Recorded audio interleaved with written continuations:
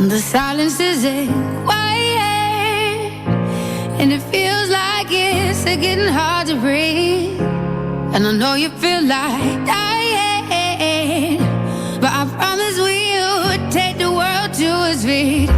Move mountains, bring it to its feet. Move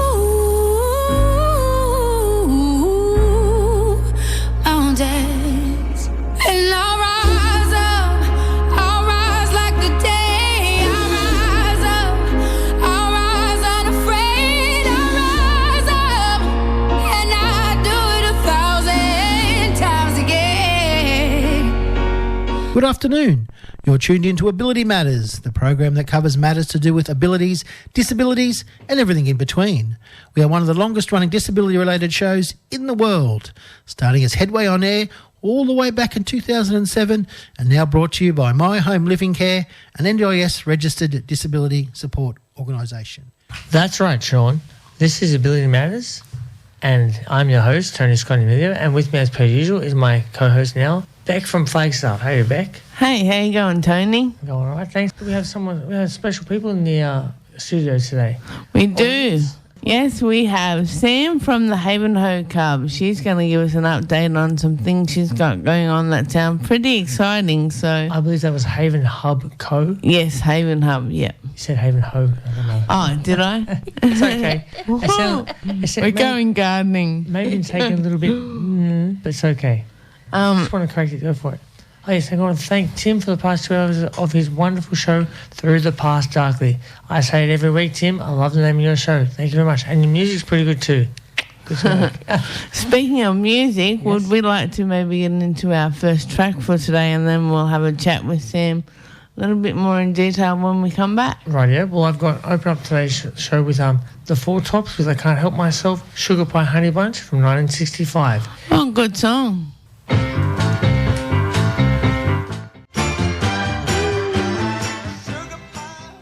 And yes, that was just the Four Tops with I Can't Help Myself, Sugar Pie Honey Bunch from 1965. And now let's get back to the interview with Beck and Sam. Of course, yeah, I keep thinking Sam in my head is always a guy's name. And yeah, Samantha, yes, I understand, but it's okay. It's a slight little thing there. No worries. Go for it, guys. What are you after? Excellent. Thanks for that song. I like that song. I can't remember what the girl group was in the 90s that redone that as well. There was someone that redone that song. But they're all girls. I can't remember who they are, though. The only girl group I can remember from the 90s was the Spice Girls. Yeah, me too. No, it wasn't them. It wasn't them. There was only 3 of them. I can remember the faces in my head, but... Was it Bardot, maybe? No. Tattoo? No, it was 2 girls. No, I can't remember. It's I really right. can't. It'll come back to me, though. Go for it, girls. Go for it. So tell us, Sam, how have you been since last we spoke? Really well. Yeah. Things have been going really well. I have got paid employment at the community centre, and then with the business we have expanded and we've done more community initiatives and things like that, and we've had more opportunities and things like that, which has been really exciting. So yeah, things have been going really well. Which community centre are you working at the moment? Berkeley. Ah. Yeah. Local. That's excellent. Yes, very local. Oh, that's great. Excellent. And what are you doing there? So I do admin assistant there. So yeah, it's good to have purpose and to have a job and to be doing, things that are benefiting the community and that is also benefiting me and, the staff there. It's a very supportive environment, and yeah, I feel really, really privileged to have the position. Oh, that sounds great. And I'm sorry, girls, that's very interesting, but I just realised there's 2 things I kind of forgot to mention. One of the first ones was touch on the weather, because as you can see, if you look outside, it is torrential. It's coming down. It looks torrential, really dark and grey and everything like that. So, and I think it's supposed to be nothing but rain all day. It's supposed to get up to 125 kilometre winds later on during the day. Not sure when that will happen. Not exactly good breezy weather for flying a kite. No. No. But you might get a good ride if you want to catch your broom. And the time now is 10 past 12, so yeah, there's nothing special about that. I just feel like I mentioned the time because I keep Oh, it on good. track. So No worries. Not a problem. good stuff. So, Sam, can you tell us more about the market stall that you have at Berkeley? It sounds like a great thing. Yeah, so I, with the business, have been participating in markets for the past couple months, almost a year now, and I really, I've seen how other market stall facilitators do it, and I really have picked up some amazing ideas. And as I have some ideas of my own to have an inclusive market stall specifically for people who have a disability, I wanted to create my own for-purpose inclusive market so that vendors are safe, they can have a market stall that they feel included in and that they are supported.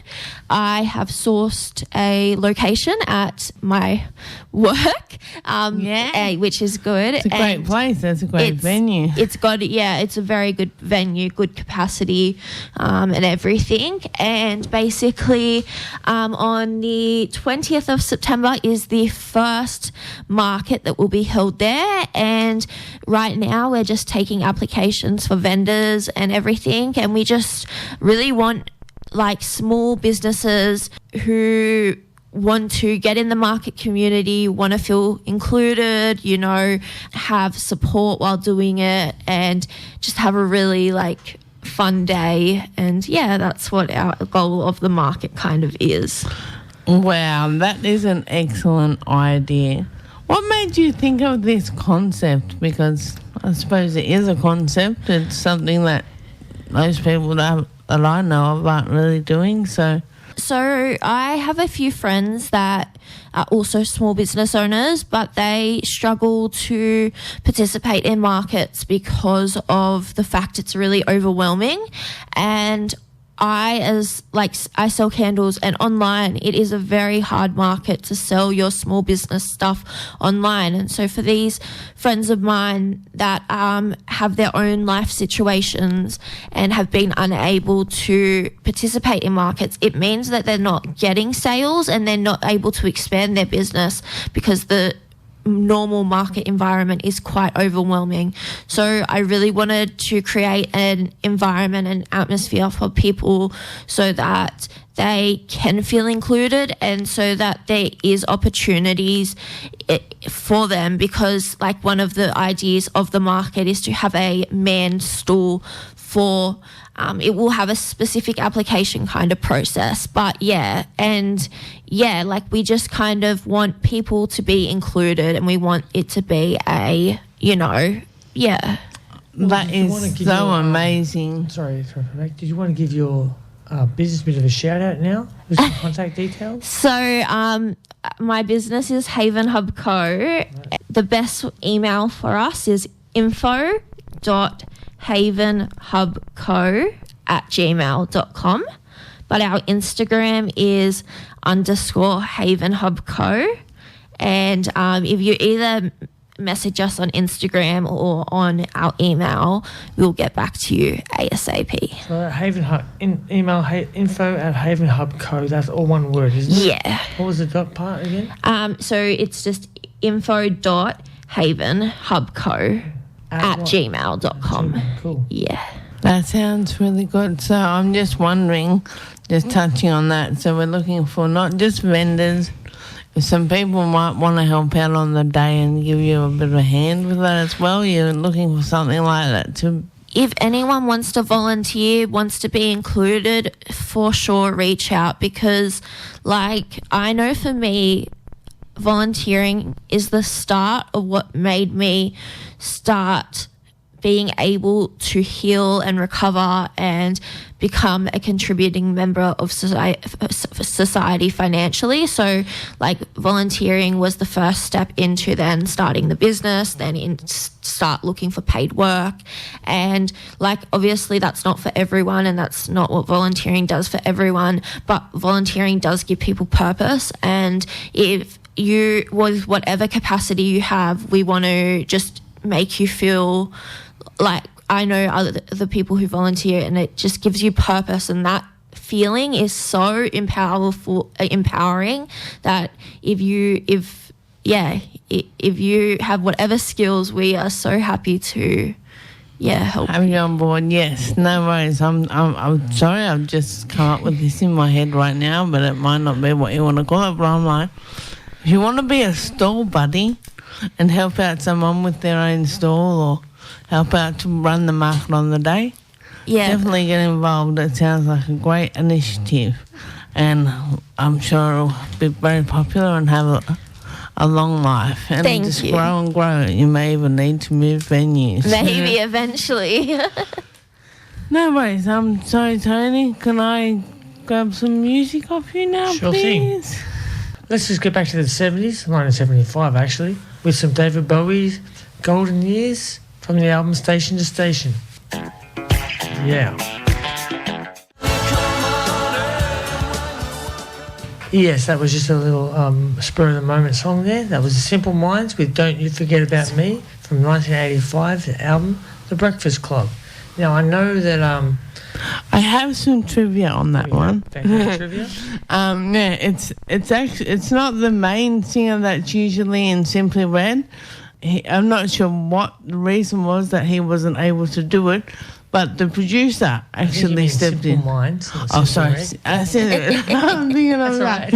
Hey, it's Saturday. It's okay. But the producer stepped in and actually done that song. I think he done a couple of songs. There might be about 3 that he's done in that period. Also, the producer is actually there's the singer in this one, yes. Oh, okay. So I'm not sure what the reason was. If he wasn't happy with the songs, and the producer was like, "Oh, I'll do it," or I don't know if he was sick. I don't know what the problem was, but whatever the case. A little bit of trivia. There's a change up in the lead singer on those couple of tracks during that 1984-85 period. Yes, okay. But I know the king of Billy Idol also covers this song. Yes. There's a few different versions of it as well. Yes. I do my best to try and play the original versions of the song. Okay. Let's go back to it with Beck and Sam. Thanks, Tony. Go for it, girls. After my little trivia thing there. So, Sam, we've had you on before, and we heard you talk about CP... TSD. Yeah, thank you very much for that, because I always get caught up in those letters.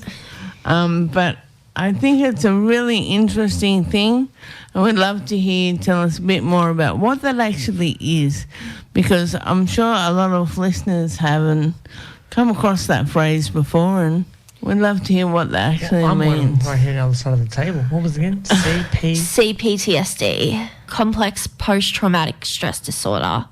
So usually with like PTSD, it's from one event and then you suffer post-traumatic stress disorder.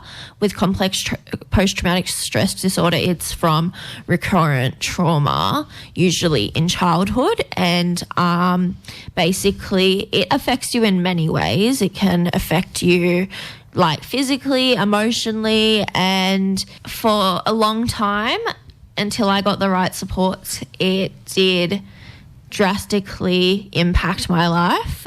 Still to this day it does, but I am very lucky. I have a lot of skills now to cope better. I'm in a place of much better healing and happiness, so I am safe, which is a massive thing. So people who have CPTSD usually don't have the best gauge on like relationships and can get manipulated very easily and things like that just because of, and so for a long time relationships I seeked weren't always the healthiest and things like that, but from a lot of therapy and a lot of hard work, I now have a very healthy circle of relationships and friendships and things like that, and I have supports that understand my needs and want to acknowledge that instead of gaslight the trauma, which I think is a massive thing when you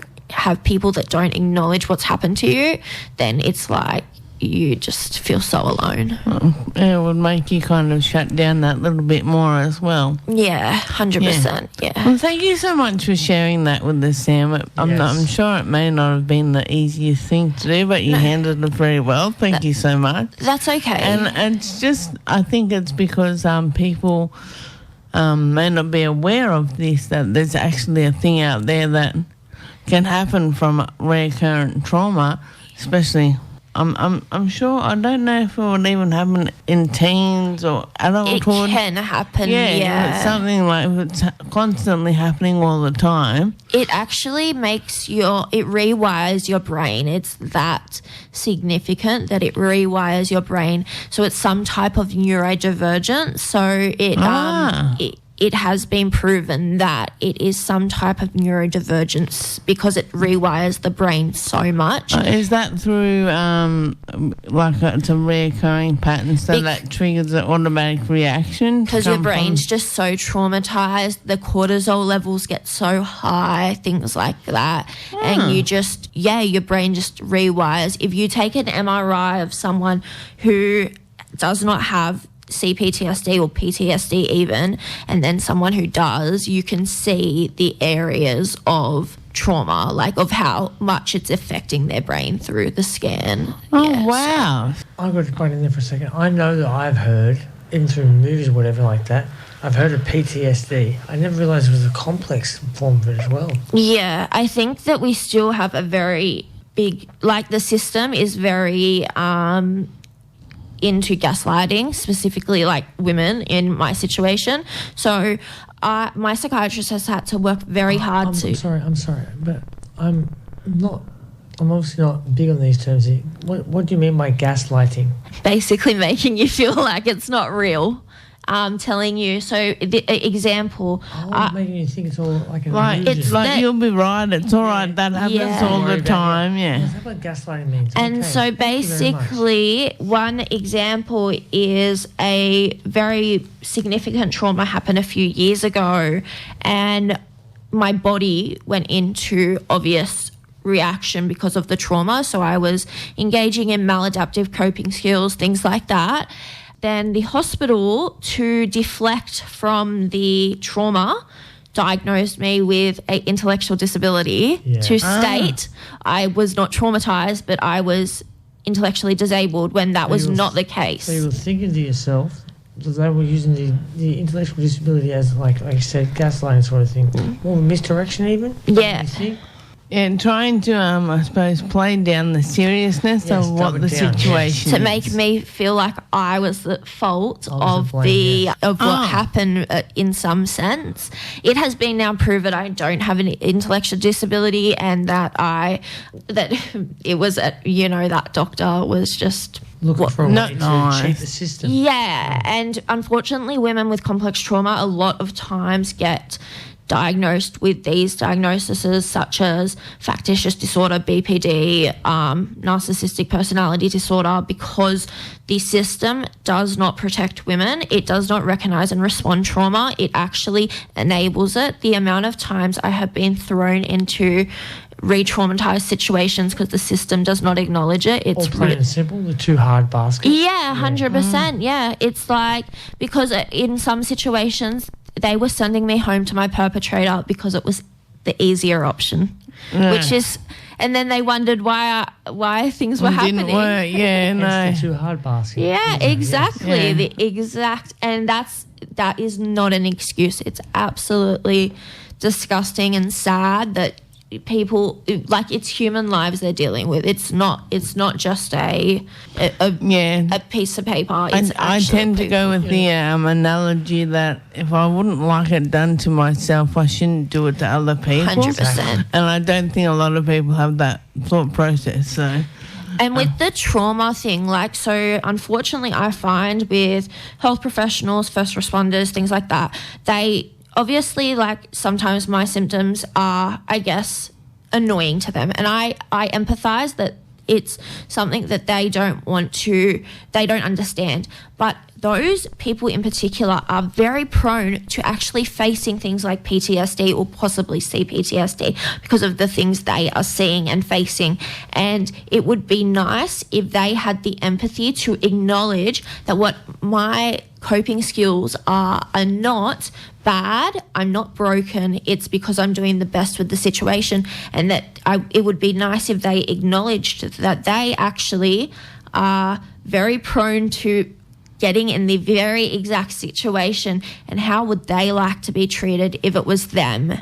One thing I have found as well, a lot of the time people want to fix the problem and play it down so that it makes you feel better, but at the end of the day it's not actually making you feel better, it's making you feel like you're not being recognised. Like you're belittled. Yeah. It's not. Something needs to give a little bit of a change-a-roo. The impact these people have, it is very significant, and kindness is free, and I just believe if you be kind to people... More than just beyond just words, yeah, just actions, empathy, and empathy and kindness is free. Just be kind.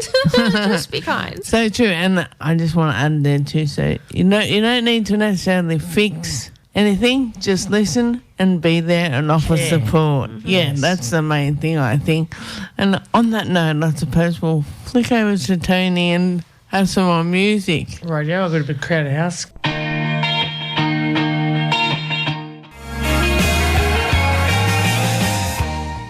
Yes, that was just Crowded House with Don't Dream It's Over from 1986's album Crowded House, another self-titled album. There we go. Go for it, Beck. What do you want to say? Thank you very much. Oh, no, I just would like to say thank you for that. That was a good song. Great song, yeah. And I will just flick back over to Sam. Sam, go for it. Yeah, and I've got a question here for you as well, Sam, because from last time we spoke, you mentioned still living and living in a still home. And I think that for those that don't know what that is, could you tell us a little bit more about what SIL stands for? Supported independent living. So supported independent living is kind of a funding type you get for 24/7 care. Obviously, people kind of get different ratio types. I've been very fortunate in the last year to get the funding I have, which has enabled my life to improve so much, which I know a lot of NDIS participants are not in a fortunate position at the moment and are getting funding / people aren't even getting accepted on the scheme. But supported independent living is to basically support people and to try and give them independence and a life that's meaningful and independent and purposeful, yeah. So I'm just curious, does that actually mean you're living on your own, or does that mean you're living in the house with other people? How does that work? So my funding is for just me alone, but I have had ratios where it is to live with other people. Technically, if you have a, like, say, 1-to-3 ratio, you can live with 2 other people, or you can use your funding a bit more sporadically and have hours missing throughout the day. Because I had a really terrible situation a few years ago living with a girl. She was quite unwell due to her own mental health issues, but it caused a lot of issues. She stole significant amount of money from me from living in the same SIL house. There was threats of violence, stealing of my products, like my items. So I don't personally have the greatest experience when living with another participant, but that's not the case for everyone, and that's obviously like an unfortunate case I was in. Yeah, SIL, it depends on what ratio you're kind of given and what level of funding, but the NDIS are very unknown. Just on that, just so you mentioned it then, ratio, do you want to explain to the listeners what you mean by 3-to-1, was it? Yeah, so ratio, so when I say 3-to-1, it's 3 participants and 1 support worker. So when I was at that ratio, that didn't work for me because my needs are quite specific when when I need that one-to-one support, I need it and my life depends on it, Yes. which obviously it's quite similar for most NDIS participants, and the scheme, the agency don't really see that, which is disappointing. But yeah, 1 to 3 ratio would mean 3 participants, 1 support worker. Yes. Yeah. When you said that are you saying that you need one-on-one At from the time to time? At the moment, I have 1-to-1 24/7, so I have someone with me the whole time, one-on-one. I'm very fortunate at the company I'm at, and with my other supports like behaviour support, psychologist, support coordinators, OTs, etc.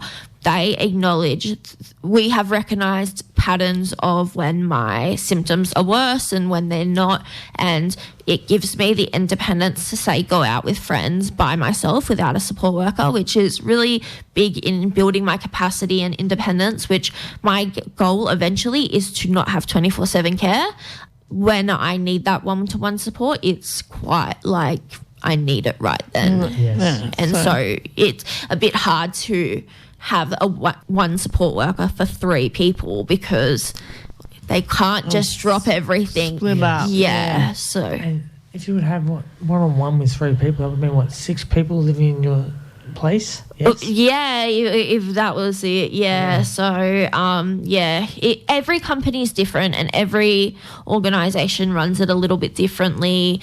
Like some organisations will let you just pay rent in a house they own and you then just use their support workers. Some organisations make sure that you pay 75% of your pension for board and rent, and that's how you live there. Yes. For me, that's never worked well because 75% of my pension, I can source my food, I can source Yes. internet, I can source those things a lot cheaper than 75% of my pension going to those. So you kind of self-manage Yes. your plan of NDIS. I am plan managed, but in the sense that I'm very independent in what supports I choose and what I You're don't very choose. good at advocating for yourself and what you need. I don't done. want to be pushed over anymore. I've been walked over too many times in my life, so we've got to stand up Fair for enough. ourselves. Fair enough. Totally agree.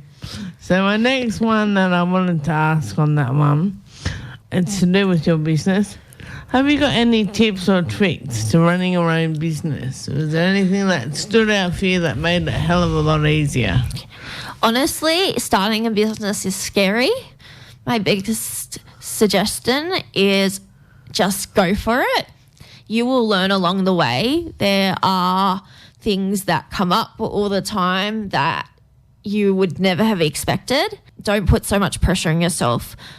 Make sure you do all the legal and logistical things properly because you don't want to be in trouble. So make sure your ABN is like registered properly, you've got insurance, things like that. Honestly, just take the leap. Don't keep waiting for that moment because there'll be no right moment. And like even for my business, I don't get that many sales online, and that's probably because my online presence is I do more advocacy because my business I want to turn into more advocacy eventually, but I do markets and I do well there, and so you'll find your place, you'll find your community, and just don't give up, just keep going. Excellent. That is really good sound advice. I like that. And I suppose my last question for you today, Sam, is how have these things helped you in daily life? Like, do they help with your confidence? Skills? Like Everything that I have worked so hard for in the last year, the independence I've gained by the sports I've got, the small business, getting paid employment, having purpose, having positions on volunteer, leadership teams, things like that. It has helped me heal. It has helped me have purpose, and it has helped me be able to become someone that is not just a patient, not just a problem. I actually am able to contribute, which is a really lovely thing. And I am using my quote is using pain for purpose. And what has happened has happened, and I can't change that. And I wish it never did, but it has happened, and that's what it is, just the truth. But if I can use that pain to make sure it doesn't happen to someone else, or to try and change the system, or to do whatever I can, then that it means it will be eventually, like, that pain will be worth it. So using that pain for purpose is my... I'm taking that quote. That's awesome. That's really good. So every day when I feel sad or whatever, I just say it. So that's Pain for purpose. Using pain for purpose. Sam, and also what, 2025 now? Yeah. That could be a quote one day we might read. Yeah. That's from you. They are such powerful words, and I think anyone that's wanting to get themselves out of that situation that they're in at the moment, whatever it may be, if you're willing and you want to have a go, those are really great words to follow. And I'm sure that we'll hear some more amazing things from you next time we have a chat, Sam, because you just are amazing to me. You do such a great job with everything that you do. Oh, thank you. I know that we forgot to mention it. Your packs that you make up. Yeah, the Humana packs. Love to give a shout out for that as well. So you're still doing those? Yeah, we still do our Humana packs. We've been able to since April, since starting it, we've been able to give 8 Humana packs out, and with additional 10 Easter packs for women and children for their Easter. So yeah, we've been. Yeah. Now just bringing it back up again, here's another chance to speak more of it. Yeah, so Humana packs are for women and girls in the Illawarra who have a psychosocial disability. Services that support these women and girls can reach out to us. We do have a form that you can fill out, or you can just email us about how to inquire, and basically we deliver them to you for free. They are free of cost to you to give to the participant, and we even have a partnership program that we can ensure so many packs a month are given to your service. These packs are for women to show them that they matter, to foster strength in recovery, and through our own journey we know the impact of a gift, and this gift is more than just a gift. It has a purpose because it focuses on 4 key areas that have proven ways to impact the healing process. And now would be a good time just to remind listeners of the email address. I believe it was pen and paper handy, info.havenhubco, or one word, @gmail.com. Yeah? Yes, correct. So what we'll have to do is they take that email address and send you an email saying that they would like a Humana pack. Yeah, if they just send an email, that would be awesome, because there is a form that they can fill out, but just email that and then I'll send that form straight through, and Beautiful. then we literally, get it to They're you. the steps to take, listeners. Awesome. Email 1. Yeah. And then the second step will be to return on the reply email, will be a form to fill out, and then third step will be fill out the form. And then you'll get your pack. Yeah. Beautiful. Excellent. So thank you so much for coming along today, Sam. Thank you for having me. Short notice. That's okay. I think that we'd love to have you back again in a little while, maybe after we've had a market or two, and see how that's all going. I hope you would love to come back. I would love to, yes. Yeah. Beautiful. No worries, I'd love to have and you back. I'll sign off and say thank you very much to everyone for listening. Thank you. Thank you very much. Thank you, Sam. Beautiful interview, and thank you, Beck, for doing your part there. Beautiful stuff as always.